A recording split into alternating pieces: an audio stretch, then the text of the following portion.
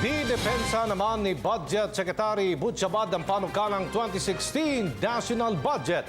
Tiniyak ni Abad na hindi magagamit ang pondong ito sa kampanya para sa 2016 elections.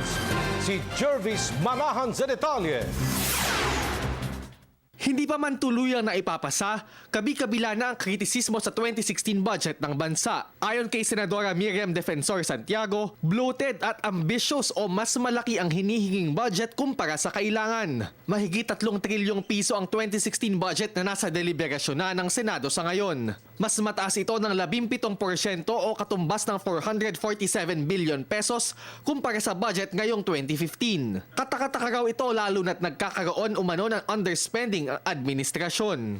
Agad namang dumepensa si Budget Secretary Florencio Abad laban sa mga kritiko. Really baseless and unfair accusations because if they had just asked us, we could have explained to them kung saan napunta because it's not really underspending, it's really slow spending. We are growing really faster than we can catch up with that growth at kung mayroong allegation na gano'n, they really should prove.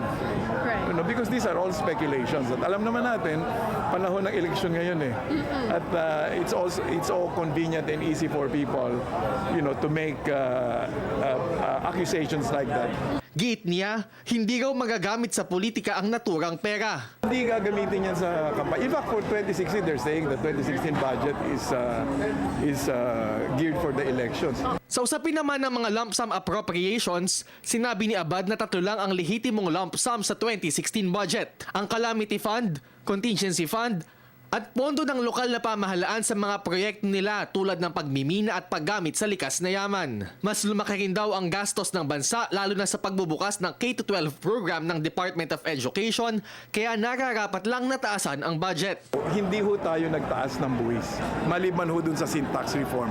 At ang utang natin, lumiliit every year. In fact, next year, ang ating interest payments will be down to 13.1% compared to 25%. So ibig sabihin, hindi tayo nagpapataw ng buwis, hindi tayo umuutang, pero lumalaki yung gastos natin. Ibinida rin ni Abad na nagtala ng mataas na marka ang Pilipinas sa Open Budget Survey, kung saan pinarangalan ang Pilipinas na may most transparent budget in Southeast Asia. Lalamangan pa raw natin ang Singapore sa aspetong ito. It's really a clear evidence of the growing economy. We have closed the classroom gap, the teacher gap, the textbook gap. We have increased infrastructure spending to 5% of GDP, which is the global benchmark. Para sa Telebisyon ng Bayan, Jervis Manahan.